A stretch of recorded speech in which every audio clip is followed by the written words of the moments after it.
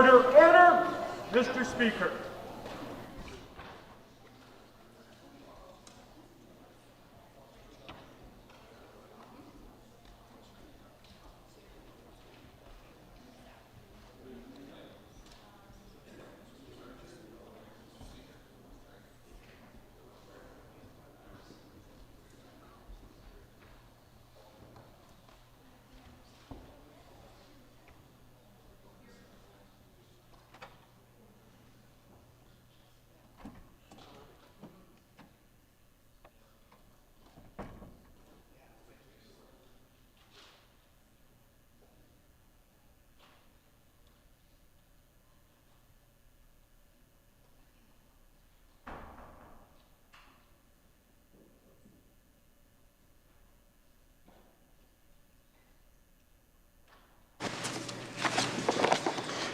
Present us, O Lord, in all our doings with thy most gracious favor, and further us with thy continued help, that in all our works begun, continued, and ended in thee, we may glorify thy holy name, and finally, by thy mercy, attain everlasting life. Amen. Why is the member on her feet? Speaker, I'd like to request leave to make a statement concerning the question of privilege before the Assembly. Leave has been requested. Is leave granted? Carried. Please state your statement. Thank you, Mr. Speaker. In regards to the question before the Assembly, I would like to apologize and withdraw.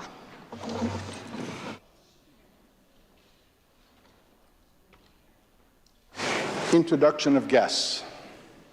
I recognize a member from Saskatoon Riversdale. Thank you, Mr. Speaker. In our gallery is a long-time friend of mine. We were talking about it earlier, got a little brief tour of the building, Bill Bentley. And Bill runs several businesses in our province, and he's down for SUMA. So very happy to have you here, Bill, and just a brief introduction. So welcome to your Legislative Assembly.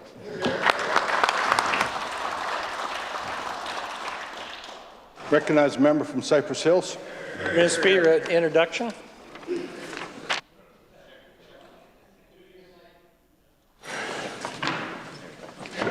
To you and through you, I'd like to introduce a group of community leaders from the Southwest, from a number of different communities. I'll start off with the town of Gull Lake. We have a councillor, Dennis Kirk. Give us a wave there, Dennis. We have the administrator, Donette Peterson, and Mr. Bentley Gibson. Bentley is a 40-year chief of the fire department in the Southwest. Here. Also from the town of Maple Creek, Tina Cresswell, Kara Tycrob, Gavin Graves, Carrie Shabbat. Thank you so much. And from the town of Shaunavon, Riley Kornfeld, Mike Greenlee. From the RM village, from the village of Webb, Raylene Packett. And somebody that frequents the legislature quite often, the mayor of Fox Valley. Sean Checker. Welcome to your legislature.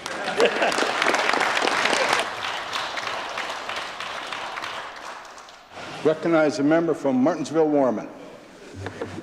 Thank you, Mr. Speaker. To you and through you this afternoon, I'd like to welcome to the Assembly for the very first time a good friend of mine, Doug Ramage. He's seated in the second row.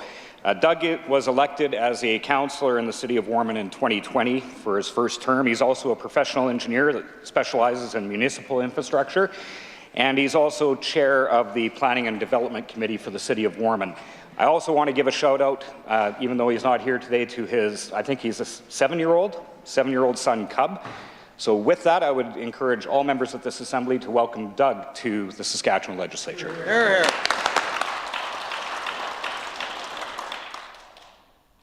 Recognize member from Regina Lakeview. Thank you, Mr. Speaker. I would like to join with the members opposite in welcoming this delegation of elected leaders and administrators to their assembly.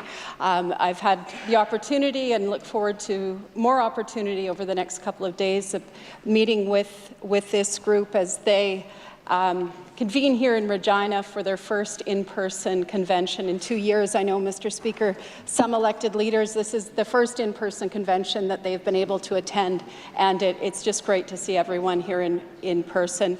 Thank you for your service to your communities. On behalf of the official opposition, thank you, and I invite all members to join me in welcoming and thanking these local leaders. Recognize the member from Regina Pasqua.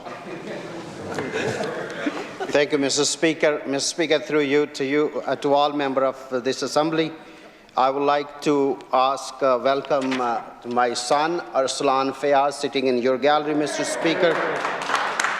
Mr. Speaker, he is a very intelligent boy in our family and the smartest kid. He's a good squash player, very regular in a squash, Mr. Speaker. Yes, he beat me many times. Mr. Speaker, it's very important to tell that he's so proud of the faith he belongs to. He's so proud the culture he belongs to. He's so proud that his mom wear a hijab. And he is going to spend day with me today. Mr. Speaker, I ask all the members to welcome him.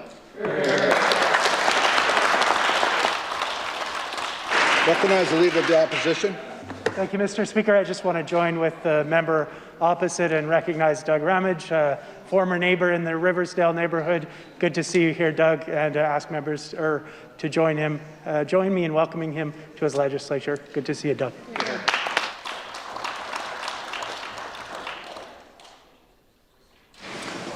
Presenting petitions. Recognize the member from Saskatoon Eastview. Thank you, Mr. Speaker. Honored to rise in the Assembly once again and present a petition to the Legislative Assembly calling for home supports for older adults in Saskatchewan. The thing that I want to highlight today is that this is an initiative that's been started by many different stakeholders in the province.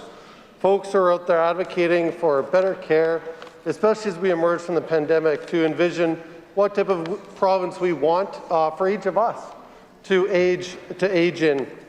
To grow old in a way that allows us, each of us, to reach our potential. One of the things that the petitioners want to bring to our attention is that providing home supports for older adults comes at a significantly lower cost, and that these are cost-effective measures to provide care and support to seniors to age in their own homes, in their own communities, where they can reach their potential. I will read the prayer, Mr. Speaker. We, in the prayer that reads as follows, respectfully request that the Legislative Assembly of Saskatchewan call on the Government of Saskatchewan to work with older adults, stakeholders, and municipalities to design a home supports program that will allow seniors to age with dignity and autonomy in their homes and communities. The petitioners reside in Edam, Saskatchewan, and I do so present. Recognize a member from Regina Lakeview. Thank you, Mr. Speaker. I rise today to present a petition calling on the Sask Party government to end the chronic underfunding of our classrooms. Those who have signed this petition wish to draw our attention to a number of points. First, that the 2021-22 provincial budget's failure to fully fund the teachers' contract amounts to a cut, Mr. Speaker, something that we saw repeated in this year's budget. That the Sask Party government's cuts mean falling per-student funding and fewer supports for students as they recover from the impacts of the pandemic, Mr. Speaker, and that the Sask Party's failure to invest in our classrooms is having serious consequences today. Mr. Speaker, just last week we heard news of cuts of 20 teachers in the southwest of our province in the Chinook School Division, and that is directly due to underfunding by this government. Mr. Speaker, I'll read the prayer. We, in the prayer that reads as follows, respectfully request that the Legislative Assembly of Saskatchewan call upon the Sask Party government to immediately fix the crisis in our classrooms by providing stable and adequate funding for public education in Saskatchewan. Mr. Speaker, those who have signed the petition today reside in Saskatoon. I do so present.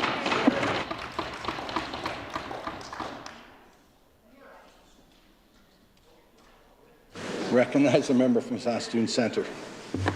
Mr. Speaker, I'm pleased to present this petition calling on the government to designate the West Lawn as the Chief Piapot Cultural Learning Grounds. The West Lawn has become a de facto site for Indigenous expression due to its proximity to the Legislative Assembly, and officially designating the site would facilitate the ongoing process of reconciliation. I'll read the prayer. We, in the prayer that reads as follows, respectfully request that the Legislative Assembly call upon the government to recognize the West Lawn of the Legislative Grounds as the Chief Piapot Cultural Learning Grounds, a designated site for cultural celebration, education, Indigenous ceremony, and peaceful demonstration. The signatures of this petition reside in Saskatoon, Onion Lake, and Cut Knife. I do so present.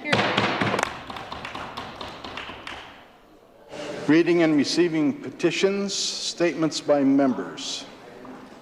I recognize the member from Regina Northeast.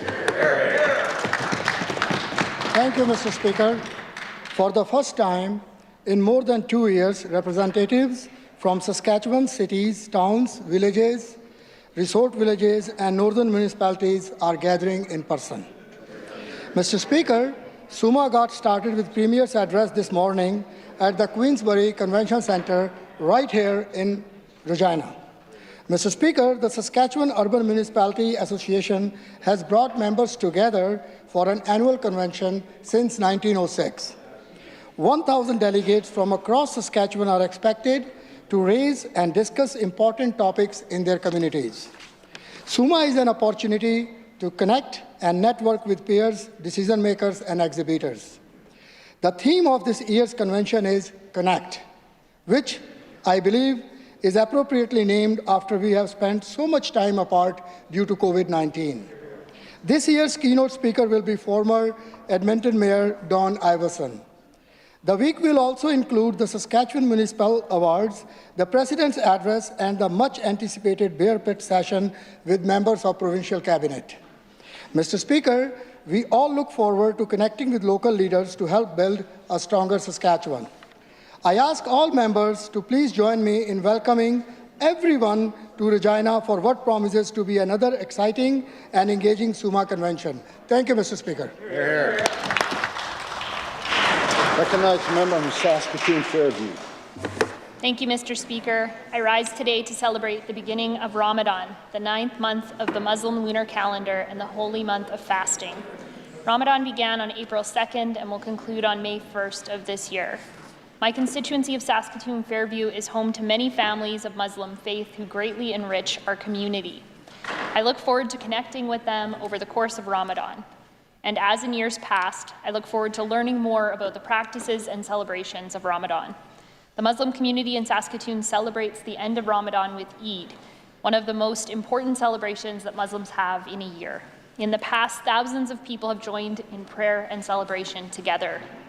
Saskatchewan is truly blessed to have such a vibrant and committed Muslim community with leaders that come from every facet of our province.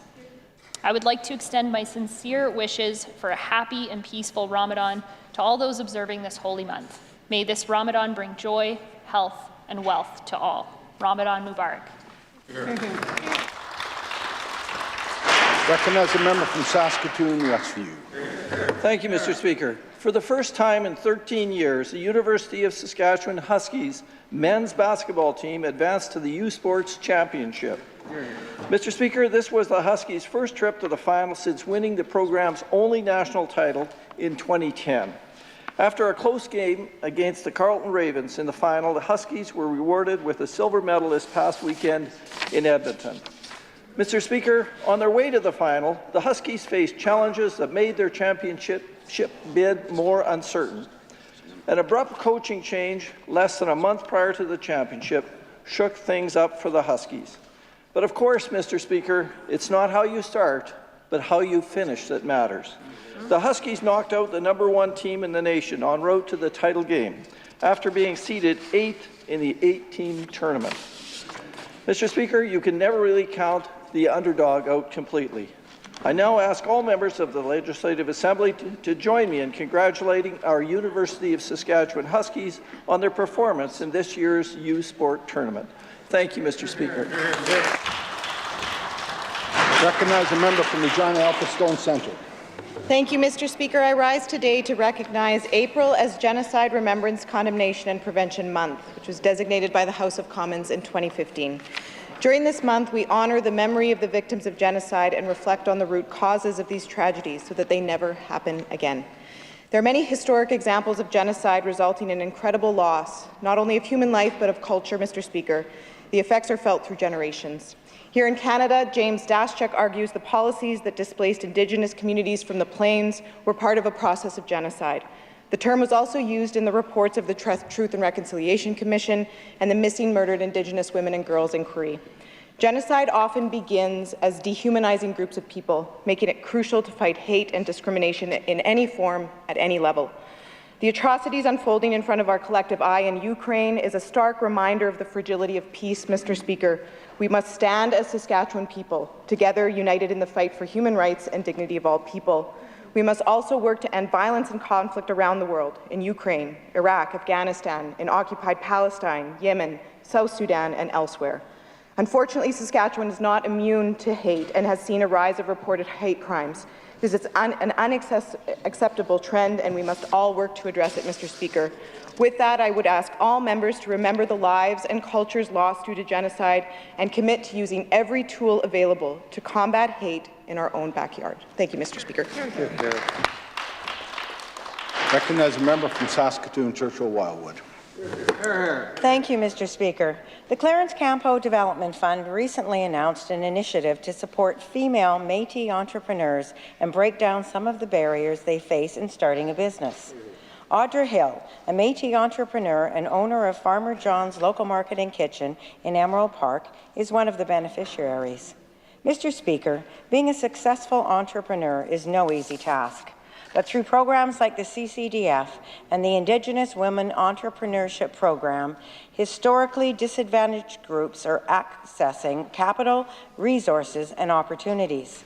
The CCDF portfolio is 36% Métis women.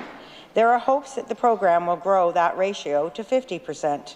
Mr. Speaker, the elimination of systemic barriers to entrepreneurship is a win for everyone in Saskatchewan.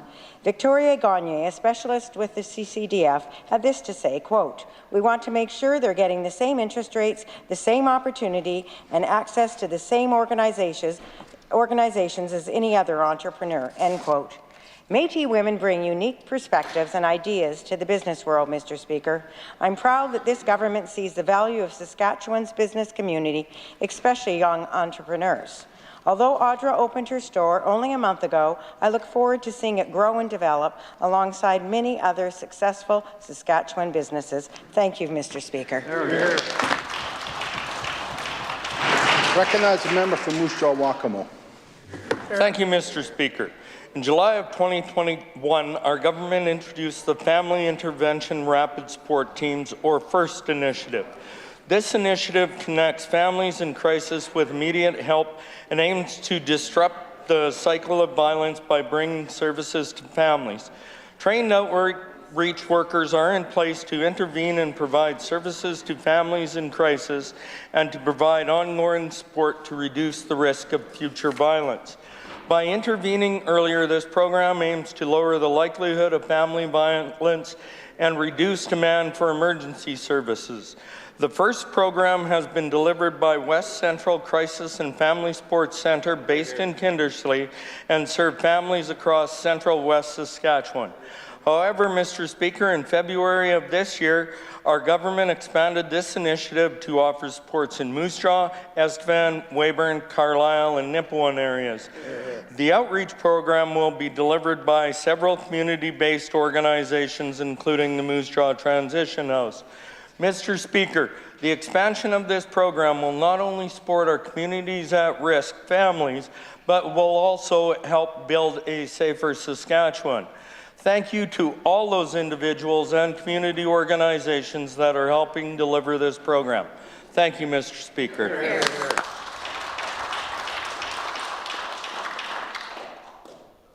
I recognize the member from Regina Pasqua. Thank you, Mr. Speaker. Mr. Speaker, I'm very excited to rise in the House today and announce that work is underway on Regina's new $15 million urgent care center. The facility will be designed to offer residents an alternative to emergency departments for illnesses and injuries that are not life-threatening.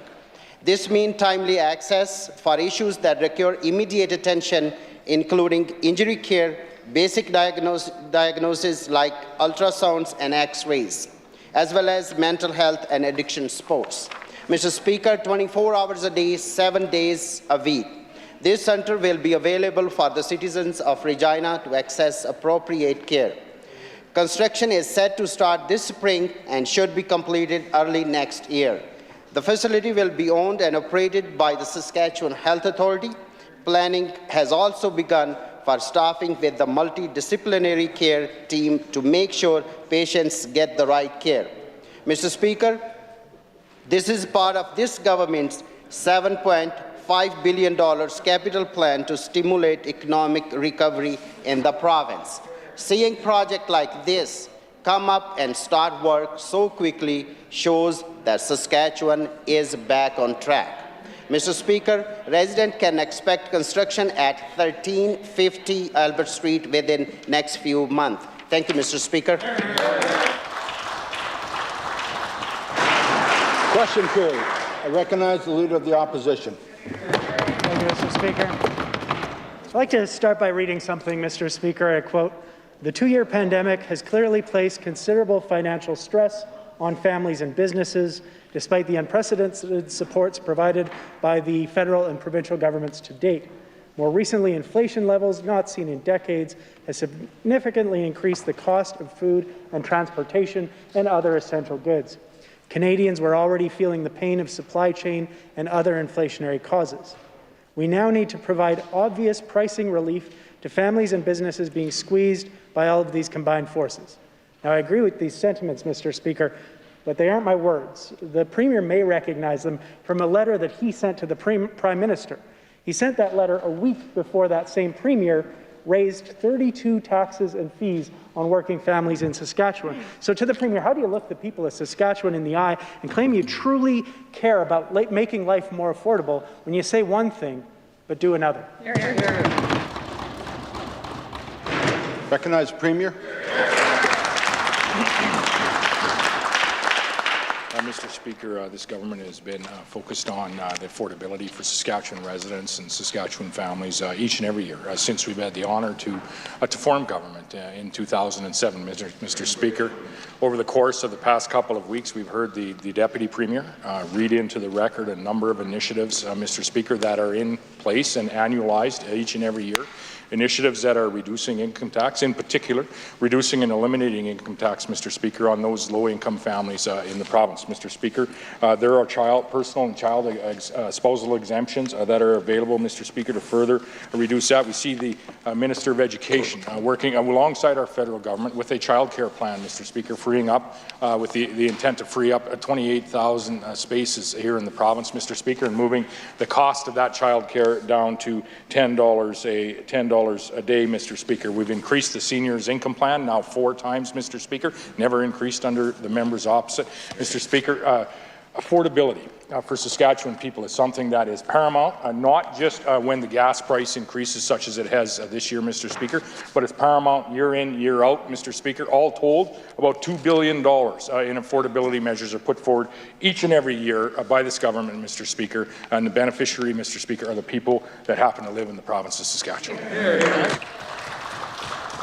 Recognize the Leader of the Opposition. Mr. Speaker, decisions made a decade ago are cold comfort to families who are struggling to pay the bills today. Again, from that same letter, your government and ours are putting measures in place to address deep affordability concerns in these challenging times to help all of the people, families, and businesses we jointly serve. Putting measures in place, that suggests something happening now, but it isn't, which is pretty disingenuous, I think. In Manitoba, we see a different story. Their finance minister says affordability will be the cornerstone of their upcoming budget. In Alberta, their government has frozen the provincial sales tax on gasoline to help folks at the pumps. Jason Kenney may not be able to fill his own tank, but he's making sure Albertans get a break to fill theirs.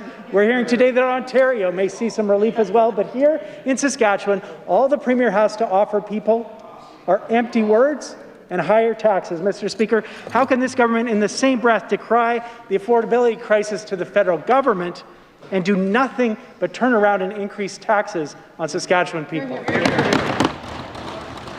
Recognize the Premier. Mr. Speaker, to some degree, partially, which is better than normal, Mr. Speaker, the Leader of the Opposition is correct with some of the preamble to his question.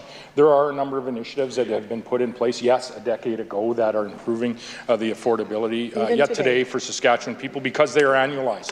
Mr. Speaker, they happen each and every year, and Saskatchewan families benefit from them each and every year, even up to including this year, Mr. Speaker. And then they are added to, and here is the rest of the story, Paul Harvey, rest of the story, Mr. Speaker. They are added to in this year's budget. Seniors income plan increased yet again, Mr. Speaker, in this budget. Mr. Speaker, we've seen across Canada a number of governments look at, how can they get money back into family households, Mr. Speaker. We've seen that in various ways. We see it today, Mr. Speaker. We saw in BC under an NDP government, $110 was returned through their auto fund in British Columbia, Mr. Speaker, their insurance provider. We've seen over the last 6 months about $285 originally, and then another $100 more recently returned to Saskatchewan people. So yes, there are incentives, Mr. Speaker, and initiatives that have been put in place years ago. They happen each and every year, Mr. Speaker. Saskatchewan families benefit from them each and every year, and they're added to in this most recent budget. Recognize the Leader of the Opposition. Thank you, Mr. Speaker. People are facing added costs, but there's no added help, and instead there's added taxes and added fees. Mr. Speaker, right now, this week, Alberta drivers are seeing relief at the pumps, but here in Saskatchewan, not only is the Sask Party not providing any affordability measures for residents, they wouldn't even allow an emergency debate to discuss removing that fuel tax or providing a rebate. They wouldn't even talk about it. Had the Premier voted on the debate, would he have made that same decision and refused to even discuss a plan, or will he listen to the people of Saskatchewan and provide some relief on provincial sales taxes right now? You're here. Recognize the Premier.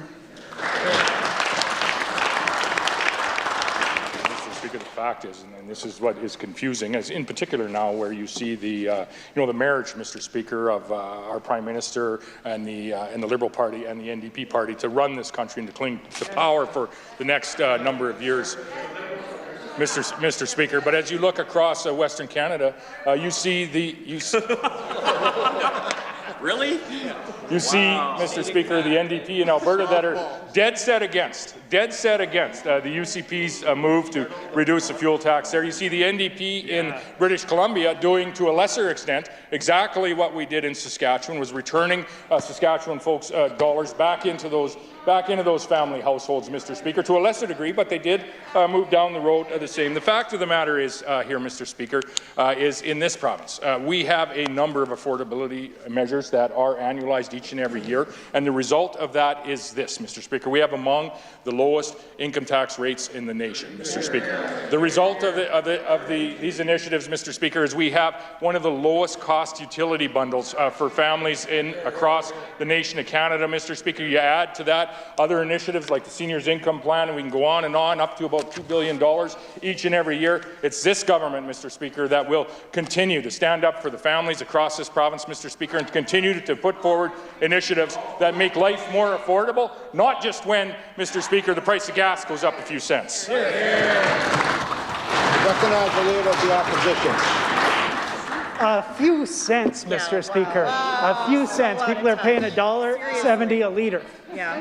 People are breaking the bank to fill the tank, Mr. Speaker, and these are hard times. These annualized measures, that's all fine and good, but every year more people are in poverty, and right now more people are struggling than ever. And despite this government saying, no, they consulted everyone, the arts industry, the sports and culture industry were blindsided by this government's decision to expand the PST, Mr. Speaker. People are paying more for rock shows, for rider games, for curling, for hunting, for fishing, at a time when life is more expensive than ever. They're paying more at a time when we want people to come together. Mr. Speaker, this Premier says he understands affordability, but he could not be more out of touch with the reality that people are facing in our communities today, Mr. Speaker.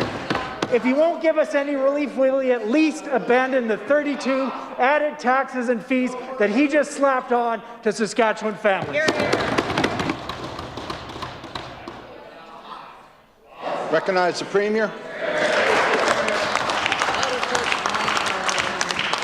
Mr. Speaker, when a number of these affordability measures have been introduced over the course of, and I'll just go back the last number of months, Mr. Speaker, we see the questions, Mr. Speaker, here today, but in fact, when these measures are put in place, they're met with quite violent opposition from individuals across the way, Mr. Speaker. For example, when we campaigned on and delivered on a 10% rebate to our Sask Power bills in this province for a year, Mr. Speaker, the member from Regina University had this to say.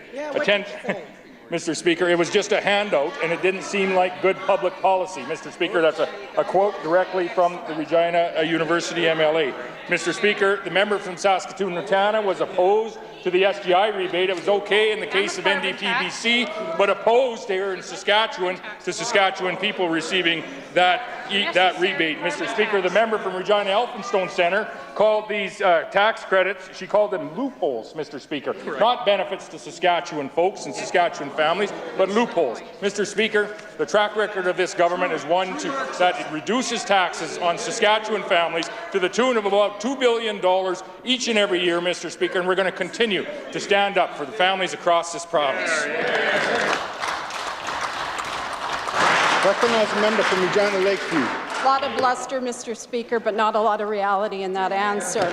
After nearly a decade, Mr. Speaker, of hearing cries from the front lines in healthcare, the Sask Party is finally starting to wake up to the healthcare staffing crisis of their own making. Communities across this province have been dealing with chronic disruptions to care in their hometowns. For years, this government has failed to retain doctors, and there aren't enough healthcare workers to run these hospitals. There are promises, Mr. Speaker, in this year's budget, but when will this government actually deliver and end the closures in hospitals in smaller communities? Recognize the Minister of Health. Thank you, Mr. Speaker. Pretty rich coming from a party that closed 176 rural facilities, Mr. Speaker. Pretty rich. Mr. Speaker, obviously we had a chance last week to vote on what was in the budget. The opposition decided not to support what we are doing in our recruitment. The Minister of Advanced Education has 150 nursing seats, Mr. Speaker. Mr. Speaker, we have capital investments, we have operating investments, surgical capacities. We're recruiting around the world, across Canada, but we're also doing that to fill in the short-term gap, but also the long-term that we need. We're recruiting CCAs, we're recruiting doctors, nurses of all designations. But what I am pleased to report, Mr. Speaker, is can you imagine the issue that we would be in if we were 4,300 nurses short, which is what we've grown since 2007, since we've had the privilege of forming government. Almost 1,000 more doctors that we have in our province, Mr. Speaker, that certainly would have never happened under the members opposite. They have the continual record, and everybody in this province, and certainly rural Saskatchewan knows, they've closed down facilities. We're working on keeping them open. Thank you, Mr. Speaker. Recognize the member from Regina Lakeview. Mr. Speaker, the minister is mixing up his own tired talking points, but make no mistake, these are Sask Party closures, cutting deeper and deeper into rural Saskatchewan, and they are dangerous and potentially deadly. Over the weekend, Mr. Speaker, and into today, the hospital in Esterhazy was closed to emergencies. On any given day, there are hundreds of workers at 3 nearby potash mines, hundreds of workers at industrial sites who would have to travel, Mr. Speaker, over an hour if they ever needed emergency care. Does the minister actually think that this is acceptable, and what's his plan to ensure these workers and this community have access to emergency care when they need it? Hear, hear. Recognize the Minister of Rural and Remote Health. Thank you, Mr. Speaker. Mr. Speaker, the plan is some of the investments that were made in the budget here for 22-23, such as expanding the distributed medical education program, more residency training seats, specialist residency training seats, 9 more seats in the SIPA program, Mr. Speaker, enhancements to the Rural Physician Incentive Program, Mr. Speaker, the creation of the new Health Human Resources Agency to help focus our efforts amongst a number of ministries to bring healthcare professionals of all designations to address some of the challenges we face around the province in places like Esterhazy. Now, Mr. Speaker, what we won't do is what the members opposite have talked about and the things that they support.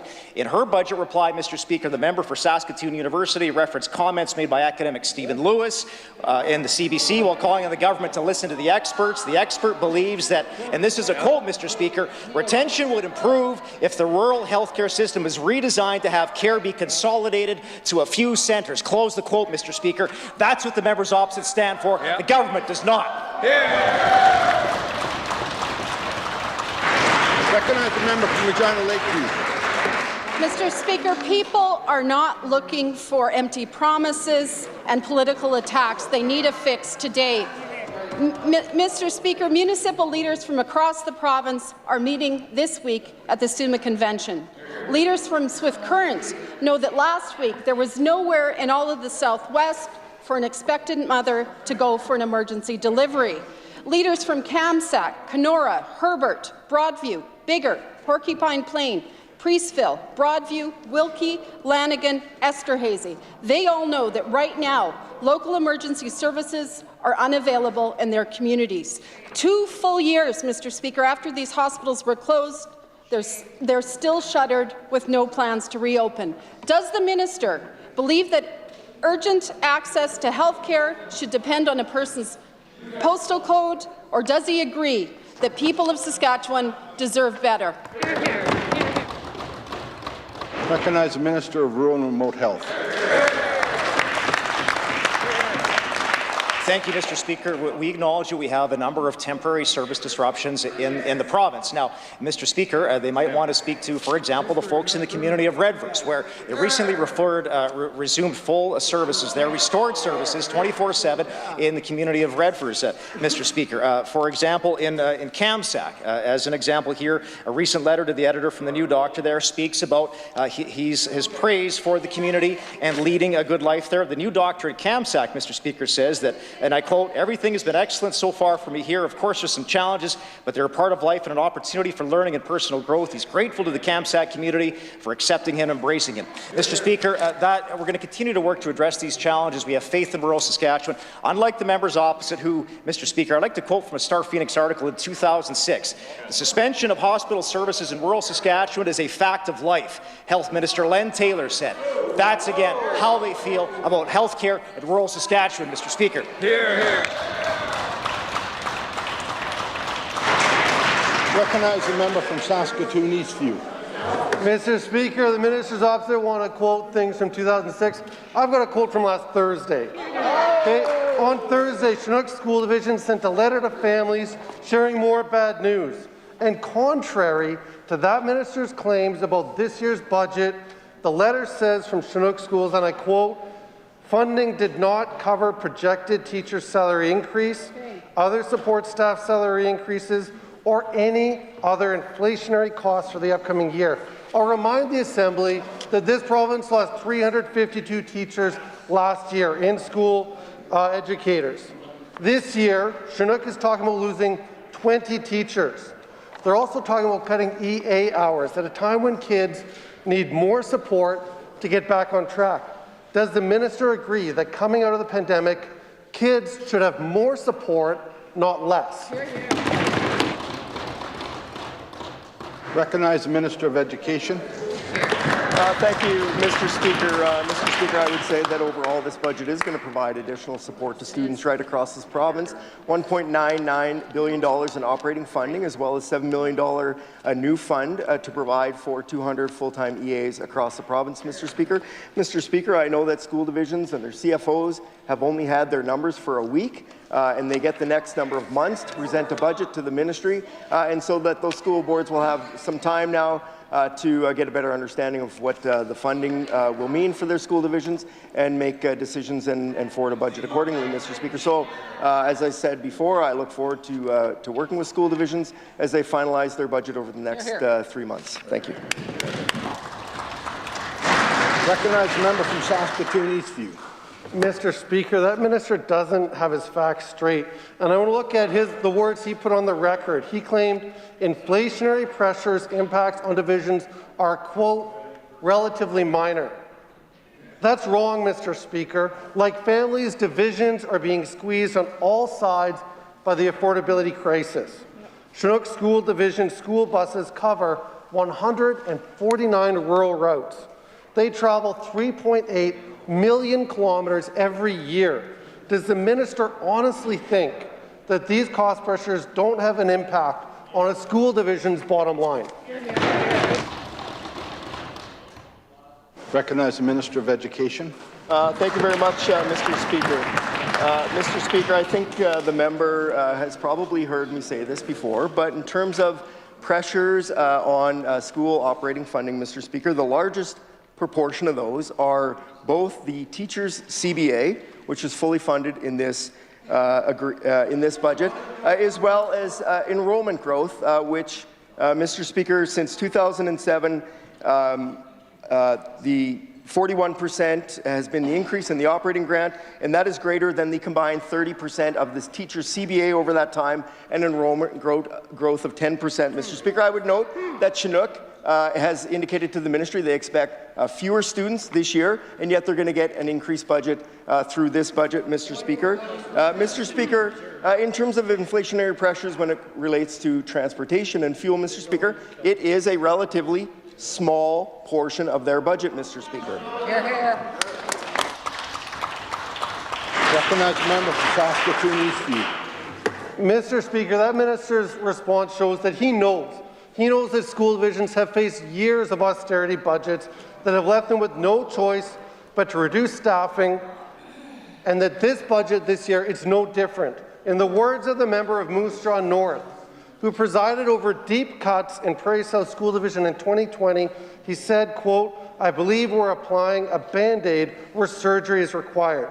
Mr. Speaker, the Education Minister won't listen to the SSBA, he won't listen to the STF, he won't listen to teachers, he won't listen to individual divisions having to make hard choices to cut staff, and he won't even listen to his own backbencher who identified a broken system in need of surgery.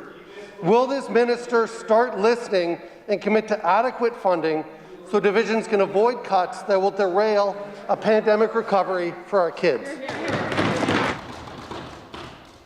Recognize the Minister of Education.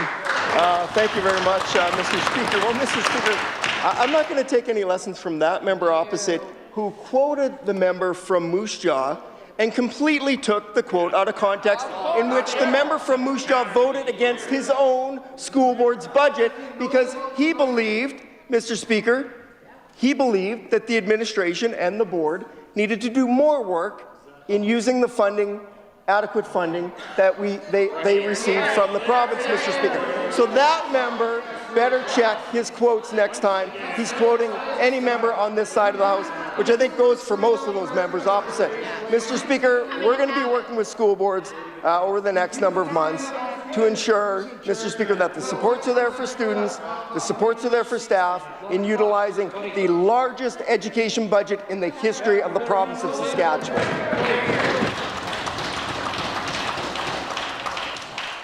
Recognize the member from Regina Douglas Park. Speaker, we recently learned that this government yet again has fallen to another cyber attack. This time it's SLGA, which happened 3 months ago, Mr. Speaker, and 3 months later is when folks are finally realizing what had happened. Many affected only learning that their information was breached after the hackers alerted the media of this government's failure. Mr. Speaker, one supplier said, quote, "I'm pretty livid. I'm disappointed in the lack of transparency. I feel like they were not totally upfront about the severity of the breach." Mr. Speaker, this is a pattern with this government who continually fails to manage its own cybersecurity. eHealth in 2020, hunting and licensing system in 2021, and now here, a hack at SLGA. What exact steps will be taken to protect Saskatchewan people from these ongoing hacks and data breaches? Recognize the Minister of SAS Bills and Procurement. Mr. Speaker, it was at Christmas time that SLGA recognized that they were being hacked. Mr. Speaker, on December 28th, a news release by the government was released, Mr. Speaker. Nothing was hidden, Mr. Speaker. Employees who could potentially be at risk of identity theft, Mr. Speaker, both current and former employees have been notified. They've been notified that credit monitoring is available for them, Mr. Speaker. And as far as the suppliers, Mr. Speaker, and I should also mention, Mr. Speaker, the SLJ officials informed me they work very closely with the Privacy Commissioner's office through all this, including on whether it be direct or indirect communication and notification of potential leaks. Mr. Speaker, I could go on. The fact of the matter is, Mr. Speaker, nothing was hidden here. It was open, transparent as much as possible. Mr. Speaker, we'll continue to work with suppliers to inform them of any possible security risks they may face. Thank you, Mr. Speaker. Recognize a member from Cumberland. Mr. Speaker, this is the fourth day this spring. I rise on behalf of Saskatchewan families who have lost a loved one to suicide. When will we see a real plan that saves Saskatchewan lives? Recognize the Minister of Mental Health and Addictions. Thank you, Mr. Speaker. In this year's budget, the 2022-23 budget, there is funding provided for $2.25 million for suicide prevention initiatives. I've mentioned some of these in the past, Mr. Speaker, whether it's the Pillars of Life or Roots of Hope initiative, Mr. Speaker, the Roots of Hope suicide prevention initiatives that are currently operating in La Ronge, Meadow Lake, and Buffalo Narrows as an example. Mr. Speaker, there's some additional funding towards a province-wide medication take-back initiative, further public awareness campaigns, Mr. Speaker, that we have initiated in this budget year and also the previous budget year, Mr. Speaker. This is a significant priority for our province, for communities across Saskatchewan, rural communities, urban communities, northern and remote and First Nation communities as well. And we're committed to working with our community partners to try to address this as quickly and as best we can. Thank you, Mr. Speaker.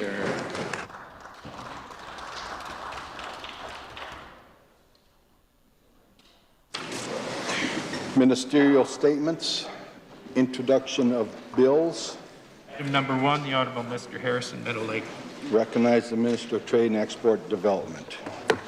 Thank you, Mr. Speaker. I move that Bill number 79, the Saskatchewan Indigenous Investment Finance Corporation, be now introduced and ready first time. It has been moved by the Minister of Trade and Export Development that Bill number 79 be now introduced and read a first time. It is the pleasure of the Assembly to adopt the motion. Carried. Reading of this bill.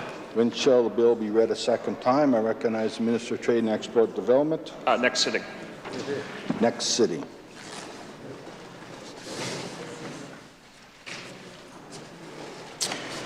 Presenting reports by standing and special committees.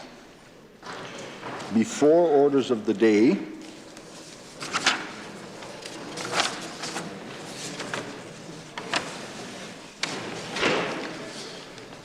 pursuant to Section 67 of the Legislative Assembly Act 2017, I hereby inform the Assembly of the membership of the Board of Internal Economy effective March 30th, 2022. Honourable Randy Weeks, Chair. Speaker, Honourable Jeremy Harrison. Executive Council nominee, Honourable Everett Hinley, Executive Council nominee, Terry Dennis, MLA, Government Caucus nominee, Alana Ross, MLA, Government Caucus nominee, Matt Love, MLA, Opposition Caucus nominee, Vicky Mowat, MLA, Opposition Caucus nominee.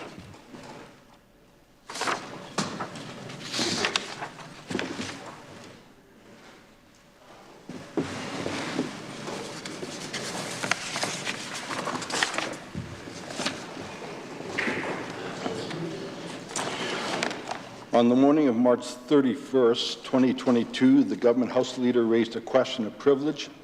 I deferred my ruling so that I could carefully review all matters associated with the case. I am now prepared to make my ruling. The remedy requested for the question of privilege was for the member to apologize. The member has done so. Therefore, as there is no dispute as to the facts and as the remedy has already been applied, I consider the matter closed. However, I would like to take a moment to call the Assembly's attention to a practice that has begun with respect to questions of privilege. Rule 12 of the Rules and Procedures of the Legislative Assembly of Saskatchewan provides that a question of privilege is raised by providing the Speaker with a letter outlining the details of the case, among other things. The Speaker must then decide whether the case is prima facie on the merit of the evidence presented in that letter. The rules provide for the privilege letter to be distributed according to the House Leader and independent members. However, no mechanism exists for the Speaker to accept or consider alternate arguments put forward by members in subsequent letters or other forms of communication. Subsequently, the Speaker will not take any additional communications into consideration when rendering a decision on the matter. If members feel their arguments have merit, they should use them to debate the matter of privilege if it proceeds in the Assembly. If members wish to follow a process whereby matters of privilege are argued through correspondence to the Speaker prior to being presented in the House, members should bring this matter to the Standing Committee on House Services. Orders of the day. Second readings. Item number 1, the Honourable Mr. Hindley to move second reading of the Opioid Damages and Healthcare Costs Recovery Act 2022. I recognize the Minister of Rural and Remote Health.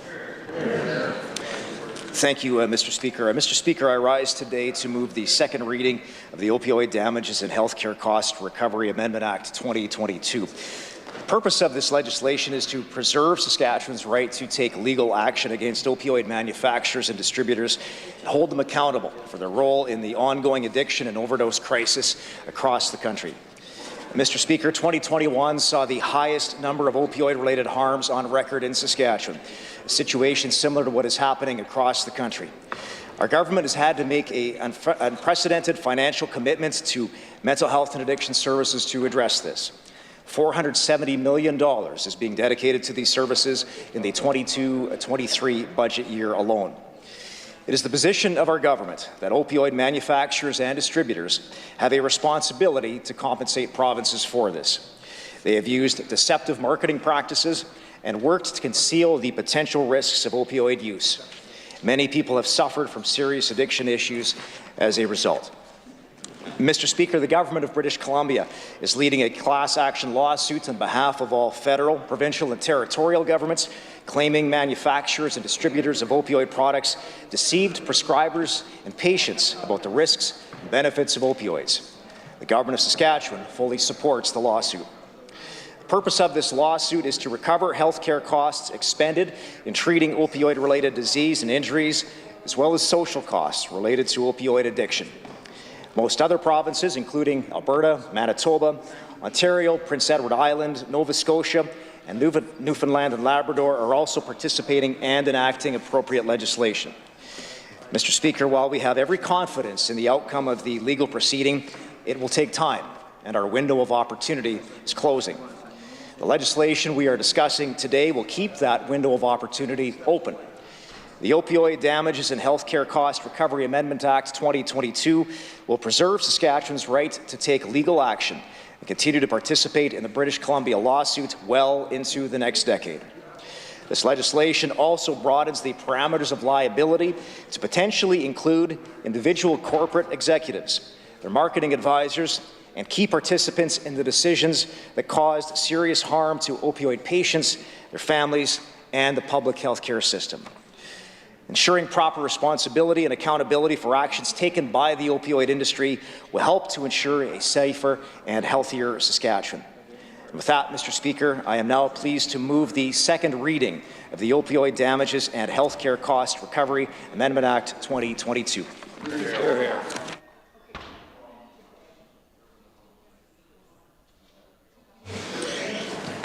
It has been moved that Bill 78, the Opioid Damages and Healthcare Cost Recovery Amendment Act 2022, be now read a second time.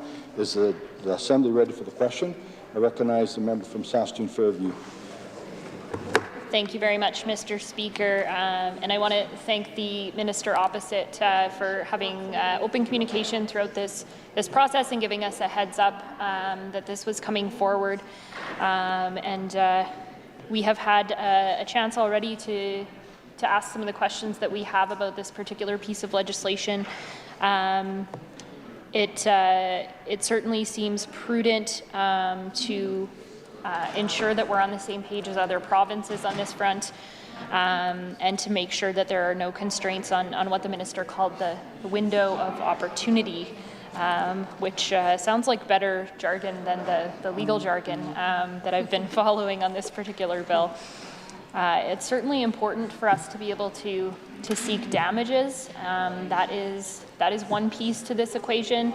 Another piece to it is what we do with that funding when we obtain it. You know, I'll offer up that money should be spent on harm reduction, on mental health and addictions, treatment, but also on prevention and addressing the root causes that lead to addiction in the first place, Mr. Speaker.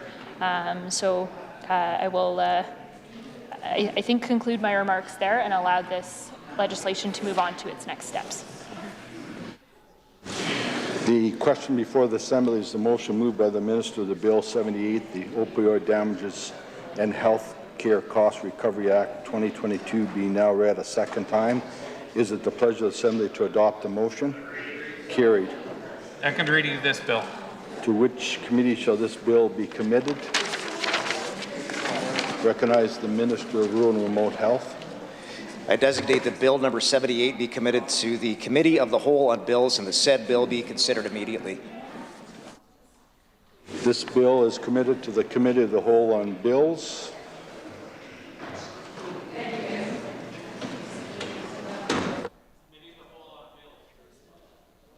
I do now leave the chair for the Assembly to go to Committee of the Whole on Bills.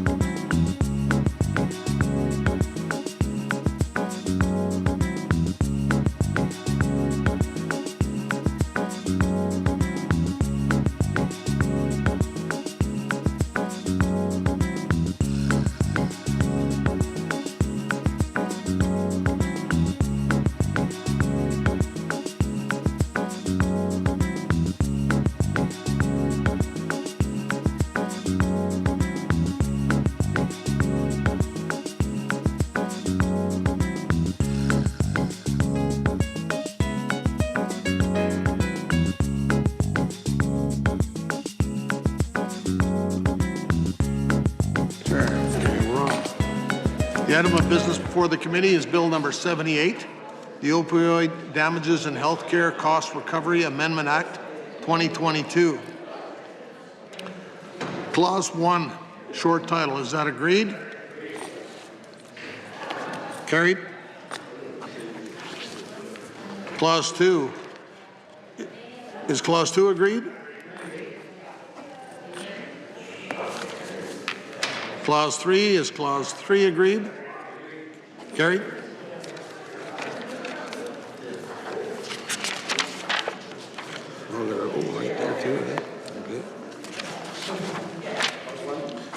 Clause 4. Is Clause 4 agreed? Carried. Clause 5. Is Clause 5 agreed? Carried. Clause 6. Is Clause 6 agreed? Carried. Clause 7. Is Clause 7 agreed?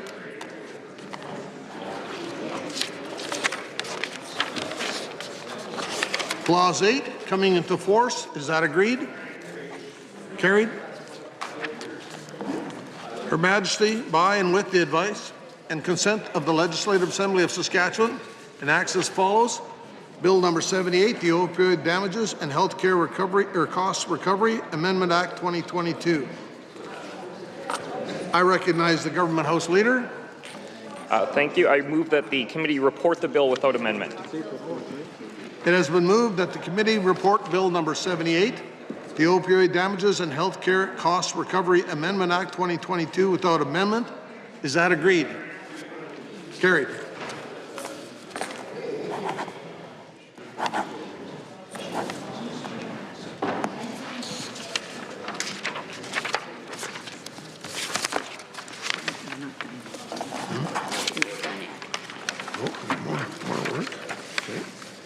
Yes. I recognize the Government House Leader. Thank you, Mr. Chair. I move that the committee rise, report progress, and ask for leave to sit again. Been moved by the Government House Leader that the committee rise, report progress, and ask for leave to sit again. Is that agreed? Carried. Now we're done.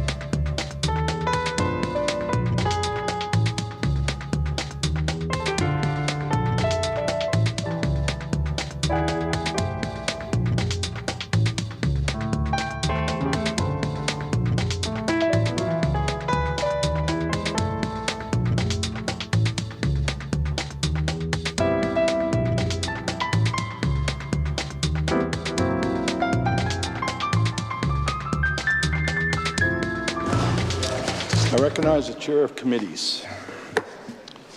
Mr. Speaker, I'm instructed by the committee to report Bill number 78, the Opioid Damages and Healthcare Cost Recovery Amendment Act 2022, without amendment. When shall this bill be read the third time? I recognize the Minister of Rural and Remote Health. Good job.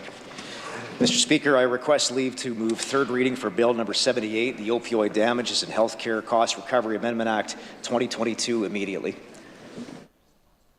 The member has requested leave to move third reading of Bill number 78 immediately. Is leave granted? Leave has been granted. The minister may proceed to move third reading.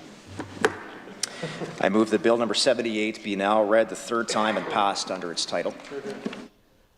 It has been moved that Bill number 78, the Opioid Damages and Health Care Cost Recovery Amendment Act 2022, be now read the third time and passed under its title. Is the Assembly ready for the question?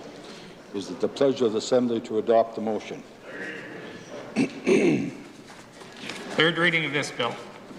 When shall a committee sit again? I recognize the Government House Leader. Next sitting. Next sitting. Orders, adjourn debates. Item number 1, resume debate on the second reading motion for Bill number 70, the Legislative Assembly Amendment Act 2021. Mr. Vermette. I recognize a member from Regina Elphinstone Centre. Thank you, Mr. Speaker. It is certainly a privilege to rise in my place to join in debate on the infamous Bill 70. This bill is a real low blow, even for this government, Mr. Speaker. And as the Leader of the Opposition said during his remarks, we on this side, we really didn't think that we would be here, Mr. Speaker, debating something so fundamental. I think the Leader of the Opposition said it's as if we're debating the wood on the walls or the marble on the floor. It really feels that way, Mr. Speaker. It's as if we're debating sort of the heart of why it is we do this work, Mr. Speaker, because this bill really strikes to the core of that, Mr. Speaker. And I want to limit my comments to really two areas because my colleagues have spoken so eloquently and indeed quite at length, sometimes a little longer than even they anticipated, Mr. Speaker. And I want to speak to the work of the Sergeant-at-Arms based on what I've observed during my, granted, very little time that I've been here, but I have been able to sort of observe some really important work from the Sergeant-at-Arms, Mr. Speaker. So I want to speak to that. I also want to speak to what I feel is at stake with this bill. And that gets to the core of why this NDP caucus, why the opposition opposes this bill as strongly as we do. We have a lot of desperate people in my riding of Regina Elphinstone Centre, Mr. Speaker. It's not all good news in my riding. And really we've seen the struggle of folks in that riding go from bad to worse recently, not just with these changes to CIS, but with the skyrocket in the cost of living, Mr. Speaker. Every week we see people coming in evicted, children apprehended, struggling to feed their families, Mr. Speaker. And that really backs people into a corner. So we deal with some people in some pretty desperate situations with mental health issues. Of course, we have the addiction crisis. All of these have combined to really create something of a perfect storm in my riding. And so we've had some situations, Mr. Speaker, that we've had to bring to the Sergeant-at-Arms attention, and we've had to work with him. And so I've had some personal dealings with the Sergeant in terms of those incidents, in terms of making sure my staff are safe, making sure that I'm safe, my family's safe, and it's really unfortunate that it came to that, but I understand why it did, and I think it will continue to be an issue, given how desperate the situation is out there. And I want to speak to the professionalism of the Sergeant, and because I had the experience of having that direct experience of having to notify the Sergeant-at-Arms and seeing his response. It was very professional. He worked with other local law enforcement, and I felt very safe. My staff felt very safe. And it really reminded me of how offensive it is that this government is seeking to bypass that Board of Internal Economy process and ram through this piece of legislation when we have a process that works very well, Mr. Speaker. We have a process that works very well. And you don't have to take it from me, you know, that the good work of the Sergeant-at-Arms was put on full display a few months ago when we had to deal with what many refer to as the trucker blockade here in Regina. And the Sergeant-at-Arms and his team, they exceeded expectations, and they received accolades, well-deserved, from their colleagues, in the media, and again, it just reinforces the disbelief on this side about why the government is making this move at this time. And they haven't been really good at answering that question. We've asked again and again, you know, what are the incidents that have led you to think that this bill is necessary? And they're not being transparent. And it's concerning, you know. Many of us have spoken to the fact that we bring our families here, that we bring our young children here. And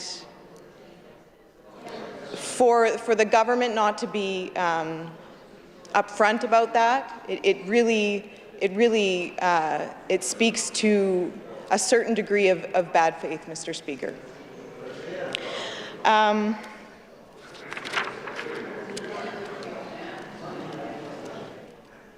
This was a bill tabled by the House Leader, Mr. Speaker. He hasn't been willing to go on the record, though, to defend the bill and to speak to the need for this bill.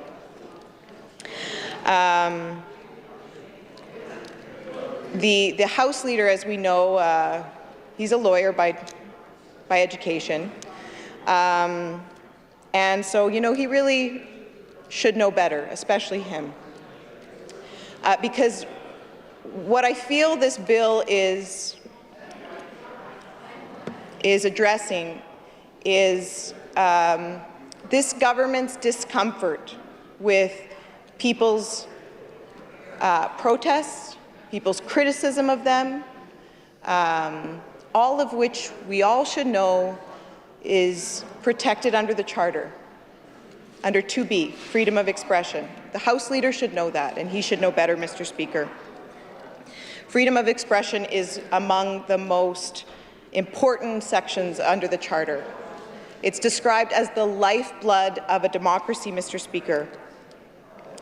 And political speech is a particular kind of freedom of expression, and it's the most important type of expression. And it can only be curtailed in service of the most compelling government interest. And I know I'm going back to basics here, Mr. Speaker. I'm quoting from Peter Hogg, but I think it's important given that this was a bill tabled by the House Leader, who, again, I say should know better.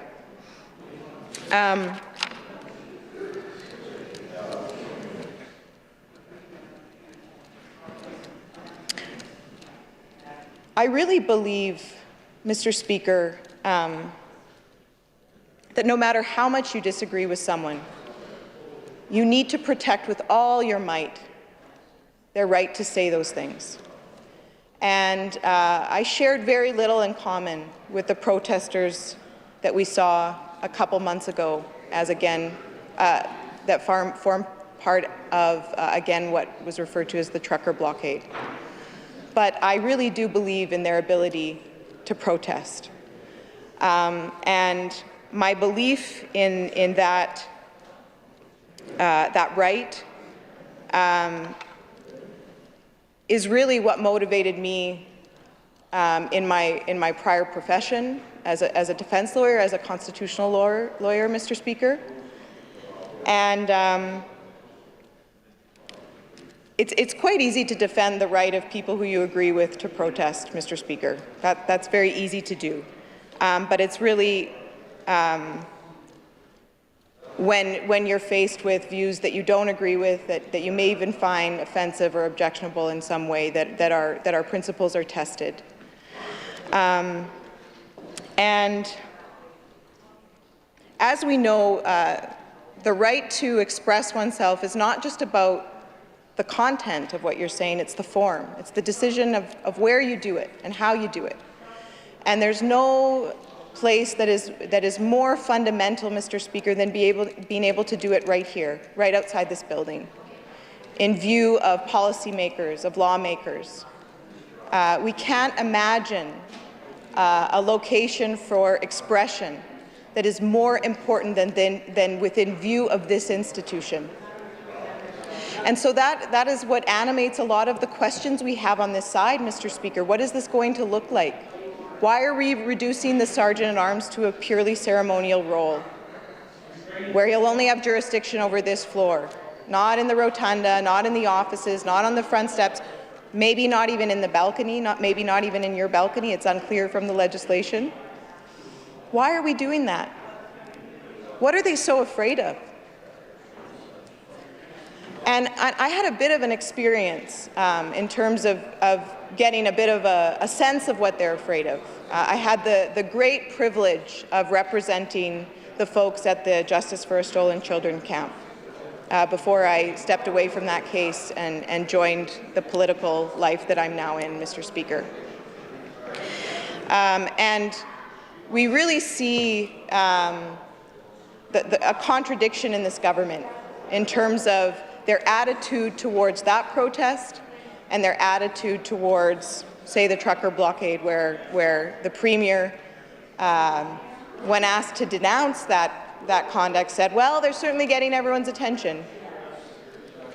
Very, very different tone than he took when Tristan Durocher sat on the West Lawn, Mr. Speaker. And I want to speak a little bit about that group, the Justice for Stolen Children group, because I think it speaks to the importance of protecting this right to freedom of expression, Mr. Speaker. That was a group of people who erected teepees on the lawn in the dead of winter, I believe it was in February, and they lit a sacred fire in recognition of their lost and stolen children. And really they did that to bring attention to the treatment of the state of Indigenous, not just this government, but governments going a long ways back, Mr. Speaker, and their treatment of Indigenous communities, and in particular children, the overrepresentation of youth in prison and in care. But for many of these people, such as Rochelle Dubois, who was one of the people that founded the Justice for Stolen Children camp, these systemic issues were very personal. Almost every single one of the founding members of that camp had lost a child or a grandchild, sometimes into the foster system, but in the case of Rochelle, she was, sorry, Mr. Speaker, I get a little bit choked up when I talk about Rochelle.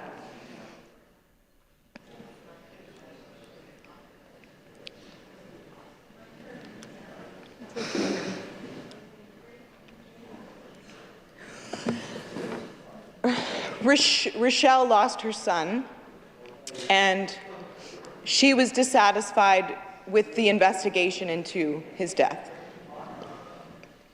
And so she felt compelled to do something about it. She tried to do many things about it up to that point, and nothing had worked. And so she thought, hey, I'm going to go sit on the West Lawn, and they're going to have to listen to me. So that group, they lit a sacred fire, and that fire did not go out for months and months, Mr. Speaker. And through that act, they were within view of the legislature, of the visitors to the park that day, people driving up and down Albert Street, one of our busiest streets in the city. They were conveying their message, asking for change, criticizing the government, hoping that it would result in positive change, Mr. Speaker. And these kinds of acts are so crucial to a democracy because they are all part of a rich exchange of ideas. And I can't tell you how many people walk by that camp and stop to chat with them, and their eyes were opened, their hearts were opened by what they were doing. They learned a little bit more about our history, about what was going on, and it changed their minds. And that's what this is all about. The seeking out of our closest approximation of truth and justice through the exchange of ideas. That's what this is about. And that's what we're worried about, this new security force, how will they balance those issues, Mr. Speaker? That's what we're concerned about. Because certainly with Justice for Stolen Children camp, there was a question about how the balancing took place there. And I'm not going to speak to that because that's currently before the courts. And it's not an easy balance, balancing the right of people to protest and the need for other things, whether it's safety or order or institutions to function in certain ways. That's not an easy balance. But all the more reason that we need the people making those decisions in law enforcement to have experience and knowledge of those rights, and all the more reason that we need those decisions to be made in a non-partisan way, Mr. Speaker. One of the things that really impressed me from my first dealings with the Sergeant of Arms office is they clearly get that balance, Mr. Speaker. They understand the importance of the job we do here. They understand, you know, that we all have families and that we all have, you know, several duties that we're trying to juggle.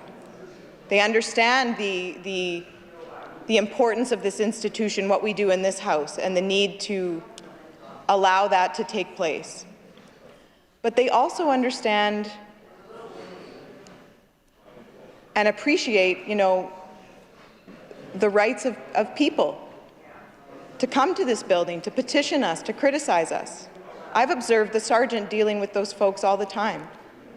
They're firm, they're respectful. They get it, Mr. Speaker. And so we have a lot of questions on this side about whether this new political appointment, this new partisan security force, will have a deep respect for that need to balance the rights of individuals and the need for the folks in this building to do the work that we do.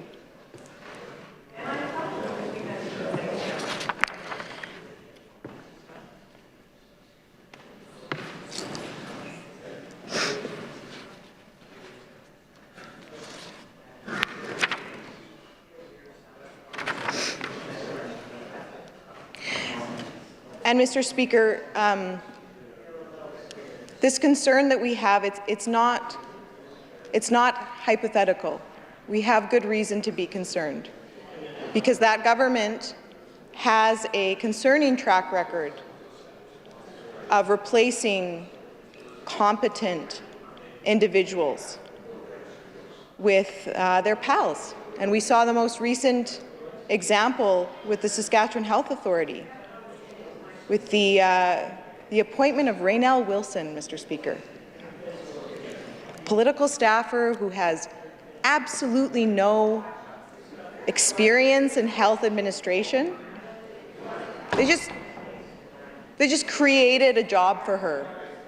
What, the vice president of systemic enterprises or something? Like, it's bad, Mr. Speaker. So we are concerned, and we have reason to be.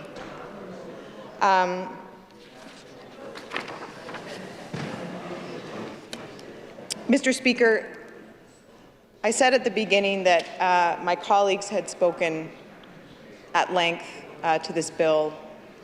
I've reviewed all of their comments. I found it very entertaining and educational. There is really not a corner of this bill that this opposition hasn't scrutinized. I want to say I'm really proud of the work that we've done on this side. And it's all part of that process, governance and accountability, that democracy, the principles of democracy that we're trying to protect, and that goes to the heart of why we're opposing this bill as strongly as we are. But all that to say that the implications of this bill, its warts, have been very thoroughly canvassed by my colleagues. And so with that, I will move to adjourn debate on Bill 70. The member has moved to adjourn debate. It is the pleasure of the Assembly to adopt the motion. Carried. Government orders. Adjourn debates. Item number 2, resume debate on the second reading motion for Bill number 71, the Insurance Amendment Act 2021. Ms. Nippy Albright. Recognized member from Cumberland. Thank you, Mr. Speaker. I don't have a lot that I want to share or talk about on this bill. I had the opportunity already to speak. So have most of my colleagues had the opportunity to have their opportunity to put some concerns, some questions on the record, and they went through that process. I know that there's going to be more work that needs to be done in committee by the critic, and I know that will happen, and she'll have the opportunity to ask the minister, the officials, and the individuals the questions that they need, and making sure who was consulted and stuff. So I don't have any more comments on Bill number 71, the Insurance Amendment Act 2021, and allow it to go through the process to go to committee. The question before the Assembly is a motion by the member that Bill number 71 be now read a second time. Is the pleasure of the Assembly to adopt the motion? Carried. Second reading of this bill. To which committee shall this bill be committed? I recognize the Government House Leader. To the Standing Committee on Intergovernmental Affairs and Justice. This bill stands committed to the Standing Committee on Intergovernmental Affairs and Justice. Government orders, adjourn debates. Item number 3, resume debate on the second reading motion for Bill number 73, the Animal Production Act. Ms. Nippy-Albright. Recognize a member from Cumberland. Thank you, Mr. Speaker. To join in on Bill number 73, the Animal Production Act. I just want to just make a few comments. I know a number of my colleagues have had an opportunity to speak to this bill. I had an opportunity to look at it, try to understand it. There's a number of pieces of legislation that will come together to form one act. So I know the critic will do what he needs to do to make sure the questions are answered, and you know, go to committee and do the work that needs to be done.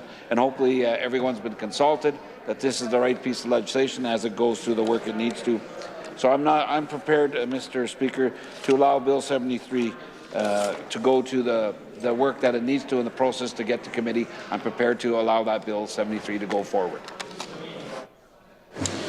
Question before the Assembly is a motion by the Minister that Bill number 73 be now read a second time. Is the pleasure of the Assembly to adopt the motion? Carried. Reading of this bill. To which committee shall this bill be committed? I recognize the Government House Leader. To the Standing Committee on the Economy.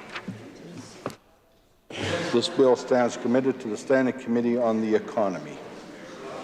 I recognize the Government House Leader. Thank you, Mr. Speaker. In order to facilitate the work of committee this afternoon and this evening, I move that this House do now adjourn. Government House Leader has moved to adjourn the House. It is a pleasure of the Assembly to adopt the motion. Carried. This House now stands adjourned till 1:30 tomorrow.